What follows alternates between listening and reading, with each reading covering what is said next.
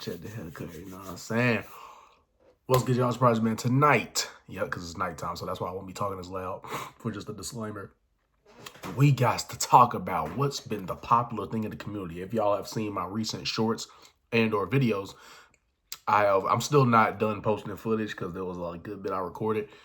But yes, I did go to the WWE show that was in Birmingham, and it was electrifying, if you know what I mean. But look, so if you have been on social media, more specifically where you see more of the trends and all that, if you have been more on Twitter or X, then you'll probably have seen people crying and having a meltdown, a mental meltdown about, we want Cody, we want Cody. No, Rock did it again. He stole the talent of today's opportunity to become something bigger. The Rock stole it away from him again.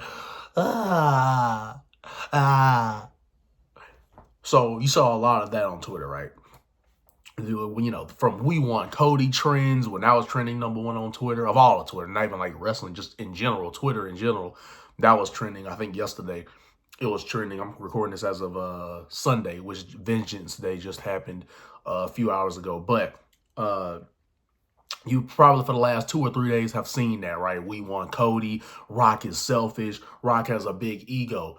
You know, Rock pushed for this match. Rock pushed to win the title. You probably seen all these reports everywhere. And that's 2 minutes of the intro of the cold open of just what we have seen. Now we're going to get to what we actually want to talk about. So there's a few key things. I don't know if this will be a long video or not, but, you know, maybe we can get this in 15 minutes, maybe 30, I don't know. But like, comment, subscribe if you're listening in right now. But let's get into it. I waste too much time. There's a few things, and I'm the type of guy who I don't write no notes. All of this is coming straight off the dome as I click the button, click the record button. Right now, I'm going to say 3 things about why The Rock getting into this in the WrestleMania season is a great, not good, a great thing. Let's explain it right now. So, reason number 3. Now, I'm not going to do it in a sort of, I'm just going to say them. Reason number 1. I was going to try to rank them, but never mind. Reason number 1.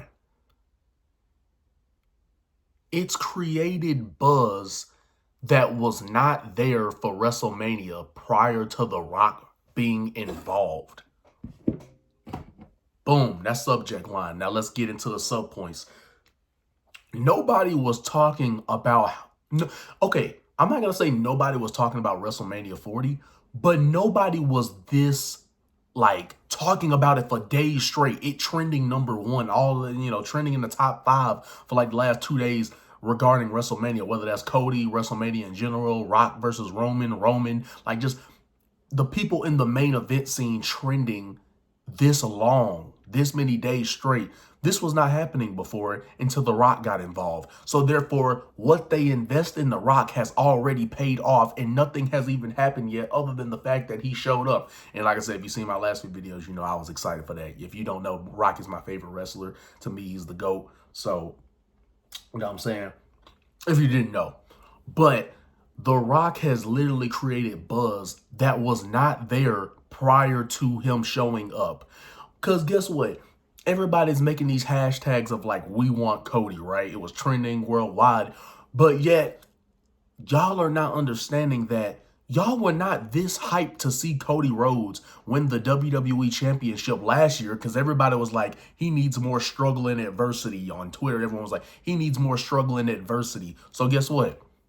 All he got from that was a nonsensical Brock feud. Even though the matches were good, nonsensical Brock feud that never had a reason, and Brock barely showed up because he's a part-timer.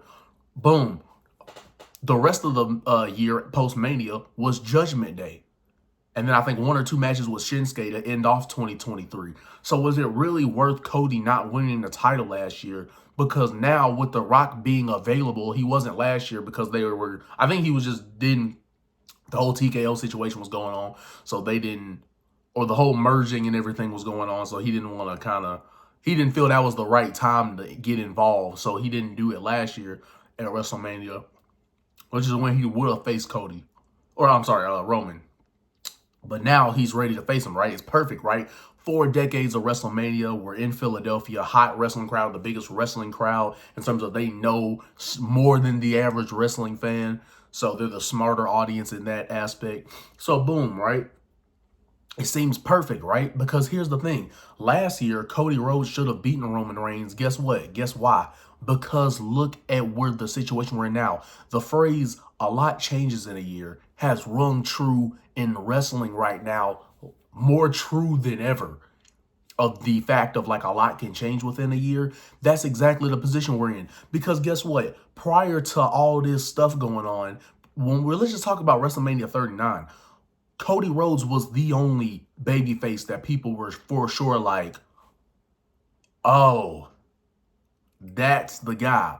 This is the guy. This is the face we are pushing. Let me tell my good mouth for this. They were like, everybody was saying like, nah, this is the guy we're pushing. This is the guy we love. We all love Cody Rhodes. Oh! You know, everybody was pushing for Cody Rhodes, right? But then fans started saying, leading up to WrestleMania 39, right before WrestleMania 39, everyone was like, he needs more struggle and adversity. As if him fighting his way to the WWE to prove himself as the main eventer for 16 years and then having a 7-month layoff from the pectoral muscle tear and wrestling with that and then having to get surgery on it, that wasn't enough struggle and adversity, right? Because he hasn't gotten booked to have struggle in recent WWE memory. Fans came up with the dumbest narrative and reason, and guess what? They followed suit of what you guys wanted, which is more struggle and adversity, which in reality just wasted the year of Cody Rhodes in 2023. A bunch of matches with Judgment Day, nonsensical match and feud that never had a reason behind it with Brock, and I think a match or two with Shinsuke. That's all you got for his struggle and adversity. Wow, that was a really fun story to tell. And then another thing I don't like is how people are saying Rock is ruining this. They're ruining a 2-year build of Cody Rhodes, or a 2-year story. A 2-year story? A 2-year story is not losing to Roman Reigns, then not saying a word about him until they had like one face-to-face on SmackDown, which again, no words were said, so that didn't forward the story. So everyone was making it seem like this has been building for 2 years, but yet after WrestleMania 39, neither guy mentioned each other. They never did anything to fuel the story. They never even gave you another reason to see Cody Rhodes versus Roman Reigns 2. So we're just supposed to act. Well, here's the thing. Everyone's like, well, Cody has to finish the story, right? So you're expecting us to just forget that he already had the main event with Roman Reigns for that championship and he lost. So now we're supposed to just wash away our memories from that and just say, last year didn't happen. Let's finish the story, Cody. No. Like, and people are trying to make this, oh, this is just like the CM Punk situation. First of all, Rock versus John Cena was a legendary match, the first one. The second one, of course, wasn't as well received, but only because they kind of knew it was really just The Rock going to drop the title for Cena to, you know, kind of do that passing of the torch. That's mainly what, it was just that, it was predictable in that aspect of what they were trying to do. That was predictable. That's really why that match didn't receive, but it still did great business for the WWE. And that's what The Rock brings that no one else does. When The Rock comes back, again, just comes back. Doesn't even really have to. I mean, he literally, this past Friday, he didn't even say anything. On TV, at least. After the show, he did. But literally, didn't even say anything. All we got was a face-to-face between Roman and The Rock. The first time we've ever seen them face-to-face, both as their established, you know, main event, you know, superstar level. Because, right, the first time they were in the ring together, Roman was still developing. But now Roman's on a whole nother, like, so Roman in his prime and then The Rock in his prime, in a sense of just how much of a name he is in general. Seeing both guys in their prime in terms of just notoriety and everything. First time face-to-face as established main eventers. I got to have that in my hometown. That was freaking great. And I got the tickets last minute too. But anyway, it's just one of those once-in-a-lifetime moments, man. And people are trying to brush it under the rug by saying it belongs at the Elimination Chamber. Which brings me to my second point of why this is a great thing for WWE. it makes you care honestly, it makes more fans who didn't really care for WrestleMania before, it makes those people care now. Could you imagine if they had just booked Roman Reigns versus The Rock for Elimination Chamber? That's not the show that the casuals or the people who don't watch the show like that anymore. They know what WrestleMania is. They may or may not know what a Elimination Chamber is. So you're going to try to put that on an Elimination Chamber where, the casual doesn't even know all these timestamps and everything. They're accustomed to big main event attraction matches happening at a normal time, like 6 o'clock or 7 o'clock. They're used to that. So you're going to try to get casual fans who don't watch the show like that anymore to wake up at 4 or 5 in the morning to watch a once-in-a-lifetime dream match. Rock versus Hogan, Rock versus Stone Cold, 3 separate times. Rock versus Cena twice. Rock versus Roman. So you've done Stone Cold versus The Rock 3 times, all at WrestleMania. Rock versus Hogan at WrestleMania. Rock versus Cena twice at WrestleMania. And now the new face of the company, Roman Reigns, he's gonna get booted to freaking Elimination Chamber. That's your appreciation. That's your acknowledgement of what Roman Reigns has put in the work for that championship, having the best storylines, being the best final boss in the WWE. You can talk about his schedule all you want, but the dude's character work has carried him in the way that, he has that aura of like, no one's gonna beat this guy. Like, they booked him properly as this guy that like just no one can beat. And when you book a guy like over 1,000 Days as champ, right? You book a guy like that, and he's going to get this big main event megastar, the biggest name that WWE's ever produced outside of, Hogan and Stone Cold, Rock, maybe Undertaker. It's like Rock is the biggest name, especially, and he's probably the biggest name to ever come from WWE because of his Hollywood success. He's the biggest name to come from WWE. You're going, and then by the way, the big bloodline story too, like a massive story like that. The current face of your company who's been champ over 1,000 days, and then The Rock, the biggest name that you could put on your television right now, you're gonna put that on Elimination Chamber? It's like people try to minimize the magnitude of Rock versus Roman just so Cody can finish his story. Again, his story should have been finished last year. We need a new story. Because, again, people are trying to make this seem like a CM Punk situation where he got his main event robbed. Like, first of all, the difference is Cody actually did get to main event WrestleMania with Roman Reigns for the title. He just didn't win. That's not Rock's fault. And then there's been no validity behind these reports, by the way, of like The Rock, politic this match to happen, or The Rock tries to take the championship. You have these podcasters who, the second they hear some popular news on Twitter, they just take it and run with it and immediately make a video, but don't actually try to check and see, or don't try to wait to confirm if this is real and true information. But once they see it's popular, that's the thing. But that's right. It's smart in a sense of, business, but you're pushing out a narrative that you don't even know is true.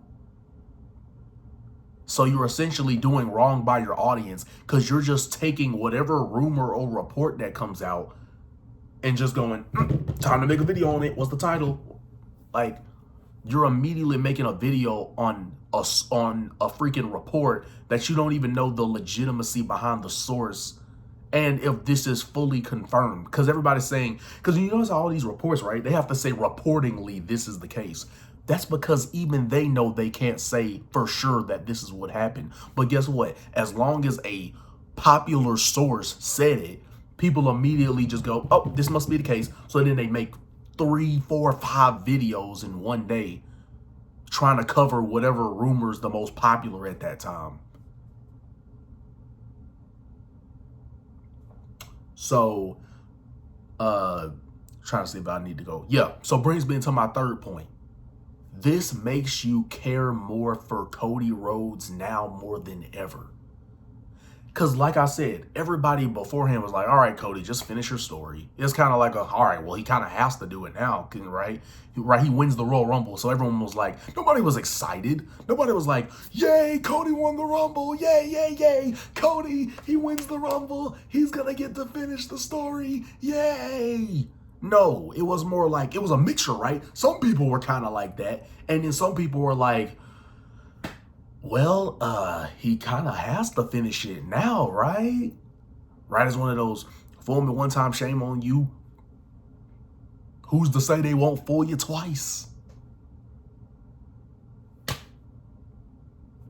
Because everybody's assuming, well, if Triple H made the decision to have him win the Rumble again, he must be finishing the story.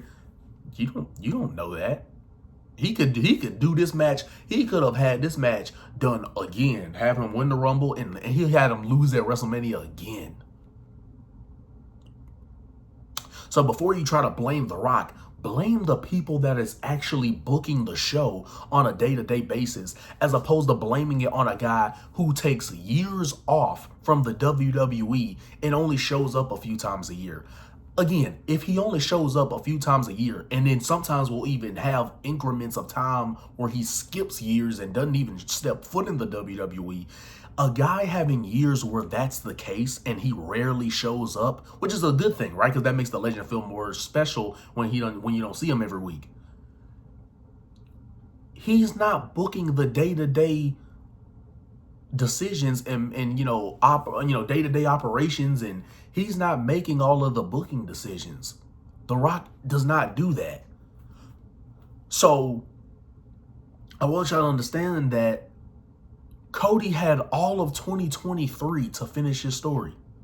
It was way past Mania by the time The Rock even showed up on SmackDown in 2023, which was really just to have a segment with Austin Theory. It wasn't even trying to lead to anything. All he did was have a segment with Austin Theory. Roman wasn't even on the show that night that Rock returned last year. This was way past WrestleMania. So you had all of 2023 with nobody talking about The Rock until the end of 2023 when he decided to show up in, was it Detroit? I think it was Detroit. So you had all of 2023, no Rock plans, no Rock versus Roman, no matches or storylines planned for The Rock in all of 2023, plans for that year for him to do something. And you're going to get upset with him because he gave Cody all of 2023 to win the WWE Championship. And then he decides, well, you know what, it's 2024 and I got time. I've been able to open up some space for my schedule. Well, maybe it's my time now. No, it's Cody's time. No, it was Cody's time last year. And they decided not to capitalize on that magic moment that they had in, Los Angeles, California? WrestleMania 39. They had the opportunity to capitalize on that, and they didn't. So you're going to get mad at The Rock for coming the next year thinking, well, whatever they wanted to do with Cody, they would have done all of it last year, right? Because everybody's so obsessed with saying The Rock is interfering with Cody's plans. Maybe Cody's interfering with The Rock's plans. Because again, Cody had all of 2023 to himself. No Rock involved. No Rock being any type of competition to take his spot. None of that was the case last year. And they just didn't give him the championship. You're going to blame that on The Rock just because they didn't give him the championship? So it sounds stupid, right? Ask yourself this. What if Cody Rhodes is interfering with The Rock's plans? Because, The Rock has a busy schedule. So when it comes to like coming back to wrestling, he has to plan this out a lot of time in advance and make sure he has no projects coming up. He has to plan this in advance. So is anybody thinking to themselves, maybe Cody's interfering with what The Rock got going on? Because he has to plan this way in advance. Literally, they said that WrestleMania 39 Rock versus Roman was locked in 2022. That's what I'm saying. The Rock's a busy dude. So if he's going to have plans to come back and have a massive match like that with Roman Reigns, he has to plan that a lot of time in advance. So the fact that they didn't give Cody the title and then had him win the Royal Rumble, how is that The Rock's fault for showing up when he has to plan this stuff out a lot of time in advance due to his busy schedule? I bet you a lot of people in the IWC didn't give you that point of view. They didn't tell you about how The Rock has to plan a lot in advance, and maybe Cody's interfering with his plans because they decided to not have him win the title last year, and now they're interfering with The Rock's plans by having Cody win the Royal Rumble in 2024 of this year. Again, how is that The Rock's fault that they didn't have Cody finish the story last year? How is it The Rock's fault that they decided to have Cody win the Royal Rumble? How is that Rock's fault? And everyone was like, it makes Cody look stupid because he gave up his WrestleMania spot. Okay, two things. Number one, Cody looked stupid when he lost to Roman Reigns last year and laid next to a rubber chicken. That's when he looked stupid. This is what was going on now was nothing compared to how he looked after he lost at WrestleMania 39 when the fans in that arena were depleted and the energy in that room was deflated when he lost and he was next to a rubber chicken. That's embarrassing. What's embarrassing is having a nonsensical feud. What makes Cody look stupid is having a nonsensical feud with Brock and a bunch of matches with Judgment Day for the rest of 2023 and finishing side stories by having tag titles won with Jason Uso. That's making Cody look stupid. So to wrap this up, this makes you care about Cody because Cody's name was not this popular for days straight on Twitter until The Rock got involved. So The Rock, it's a win-win-win. Roman gets a big, whether they do, Roman versus Cody at the Elimination Chamber, maybe they have Cody taking that. My ideal scenario, instead of doing I hope he doesn't face Seth, that's just going to look stupid. I would just have Cody, Roman, Elimination Chamber, Jay eliminates Jimmy from getting involved, and then Solo's about to interfere. Referee's knocked down. Solo's about to interfere. Rock music plays. Rock takes out Solo. Cody wins the WWE Championship at the Elimination Chamber because Jay Uso eliminates Jimmy and Rock eliminates Solo from getting involved in the match. So now it can just be Cody Roman one-on-one. Cody beats him for the title at the Elimination Chamber. Now, yes, could they have? Some people say, "Oh, well, they know he should lose the title at WrestleMania." Well, they had that opportunity last year. Well, when you miss the boat on a perfect opportunity, you have to change plans. They had the perfect time to do it last year at WrestleMania. Cody Rhodes finishing the story. Everything was perfect last year. But they decided not to go with it. So guess what? When you decide not to go with the opportunity that God gave you and you say no to it, now you can't get what you want. Now plans have changed. Now you get a Rock coming back, a CM Punk coming back. All these people like LA Knight now being one of your top talent. Randy Orton coming back. All of these things happen within a year. So guess what? When you don't take the gift that God gave you and you reject it, when he gives you a gift and you reject it, now you can't get what you want anymore.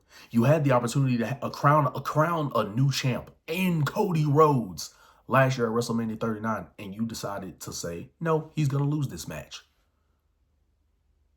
Well, guess what? Now he has to lose it at the Chamber. Well, we would have preferred WrestleMania, of course.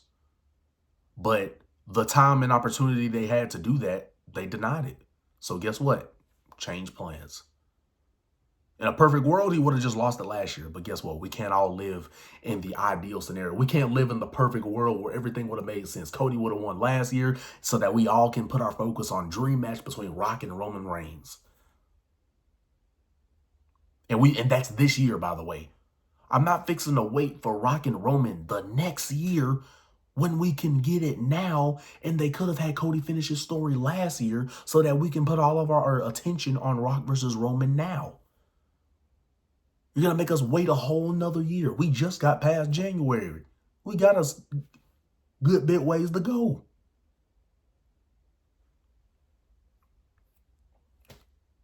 And then, yeah, like I said, Cody wins the WWE Championship Elimination Chamber. Then we can do Rock versus Roman at WrestleMania. That way, nobody can say, Cody didn't finish his story. You don't have to worry about that. You don't have to worry about that crying in the community anymore. Because if he finished his story, what are the fans going to complain about?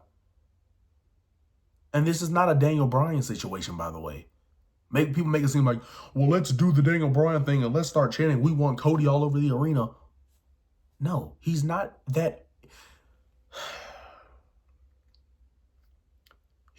Cody is not over to that level of where they're going to shove out every other equation to get him to win the championship. That's not what this is. And granted, the funny thing is, if you're going with that logic, then Cody would have to be applied to the Rock Roman match and make it a triple threat, which nobody wants. Nobody wants a Cody versus Roman versus Rock triple threat match. Nobody wants that, because you just muddy the waters between a rematch with Cody and Roman potentially. And then you muddy the waters with a dream match that every fan wanted to see for the first time ever, Rock versus Roman. And the first time we're going to see Rock versus Roman, there's going to be a third wheel involved. You only got one shot at a first impression. You only got one chance to do Roman Reigns versus Rock for the first time ever. And the first time they're in the ring wrestling, you're going to do that in a triple threat match where the other guy's going to end up being the third wheel? No, you only got one chance to do this for the first time. Don't mess it up.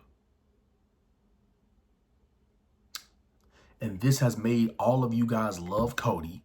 This puts a lot of attention. Rock has garnered WWE more attention than any of the current roster has in the last, I would say year. In the last 5 years, no one has garnered this much freaking attention from the IWC to root for one individual. This hasn't been done in like 5 years, where the community is rooting behind one person just because one other guy showed up at quote unquote the wrong time.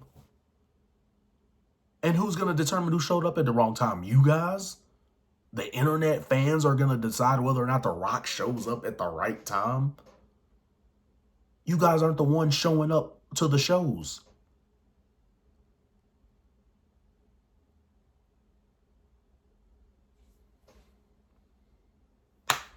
But at the end of the day, man, I wanted either one. I preferred Rock versus Roman, but I was just for either one. Either Cody get the freaking story over with so we can move on, or Rock versus Roman, I'm ready. Dream match time. Big storyline. One of the biggest storylines in years that they can do. And The Rock is the only mainstream star left that can still wrestle in the ring and still looks like a star and still is a star who holds weight, who's been relevant because of his Hollywood success. This is your last guy that you can use to garner some of that mainstream attention to capitalize on, so that in the future, you know, when the Raw after WrestleMania, that's going to be seen by a lot more people if they just seen The Rock versus Roman at WrestleMania. So it's better for business because The Rock is the only mainstream name left in wrestling that can garner this much attention, because Cena didn't even do that. And Cena even admitted in Logan Paul's podcast that they did, he admitted that The Rock, when it comes to just Hollywood, like in fame, he's on a whole nother stratosphere. And this is coming from Cena himself. So when you have a guy like that, The Rock, and a lot of people will say, you know, The Rock, and I actually said this, I said, you know what, if the crowd boos The Rock, I'm ready for Hollywood Rock to come back. The Rock is known for being a guy who works off the crowd. Do y'all remember WrestleMania 18, where he was going in as the top babyface and then the crowd booed him and cheered Hogan? Guess what? The Rock adjusted accordingly. He did it when they had booed him against him and Brock Lesnar in 2002 at SummerSlam. Literally asked the fans after the show, you sure you want to boo The Rock? And then we got a great character, one of the greatest characters in Hollywood Rock. And Hollywood Rock would make more sense now than ever because he's more famous than ever. So Hollywood Rock, if that character comes back, assuming the crowd boos him for the next coming weeks, perfect. Hollywood Rock versus Tribal Chief Roman Reigns, even more dream match. Now I'm getting one of my favorite versions of The Rock against Roman Reigns. Oh, that makes it even better. So thank you, fans, for bringing Hollywood Rock back if you decide to boo him. Thank you. So this is a win-win-win. Roman gets a big match. Rock gets the freaking work off the crowd, whether they love him or hate him. He can work off the crowd, and he's going to have an amazing time doing it. And Cody is more over as a babyface now more than ever, because look how many fans have united to try to push him into the WrestleMania main event. But yeah, y'all were not so hell-bent on him being at WrestleMania 40 this hard until The Rock showed up. So, that being said, it's benefiting everybody here. So I think that's it. That's all I got for y'all, man. To just break that down and let you know that the meltdown in the IWC, whether the crowd ends up booing The Rock or not, it's going to work out and it's going to be magic. Because if they boo him, we can get Hollywood Rock back and that'll be super fun. Because he can be what everybody, what some of the IWC thinks he is, right? Just a egotistical, Hollywood douchebag. Fine. He can be that. I wouldn't mind that. Mind him being that. And The Rock has already responded to all this saying, hey, I enjoy the passion, tough skin. Basically saying, doesn't care about you people crying. And if you're going to cry live in front of The Rock, he's going to work off that because that's how good The Rock is, bro. He doesn't need everything to go perfectly as planned to be involved in plans. So maybe the goal was for him to be the overwhelming babyface against Roman Reigns. But if the crowd decides to kind of boo him and cheer him and make him kind of tweener, he can turn into Hollywood Rock just like that. Which is one of the greatest characters that he's ever had. And one of the greatest characters in wrestling was Hollywood Rock.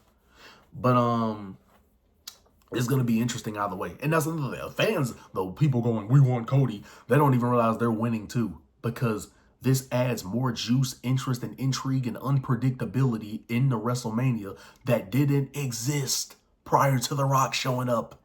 It's brought hype. It's brought unpredictability. It's brought fan engagement, whether casual or hardcore fan. It's brought that engagement, even with the hundreds of thousands of dislikes and all that type of stuff. Doesn't matter. It still has brought more engagement than anyone on the current roster ever had. The Rock has brought more engagement and excitement and talking within the wrestling community and outside the wrestling community with people like, USA Today and TMZ and all these people, ESPN, all of these big news outlets are covering this whole fan outrage. Again, all just from The Rock showing up. The fact that one guy can do that and nobody else on the WWE roster that works full-time can do that goes to show you there is levels to this. And Rock's is at an untouchable one. And dang it. I keep remembering the thing I'm going to say. Then I start talking and I forget it. There was actually one more thing I was trying to say, but I keep forgetting it. Oh, found it. This is actually the last line. The Rock being in the WWE is something that he doesn't need to do. He has so much money. Of course, he's failed certain projects, like a lot of people say the DC project failed and, the stuff with these, that he did with Oprah and all that, that didn't go well or got negatively received. But of course he's failed. But, when you're that big of a star, you're bound to fail projects anyway. But at the end of the day, this dude does not have to come back at all. And it's probably some fans who would love that. But understand that this guy does not have to come back at all.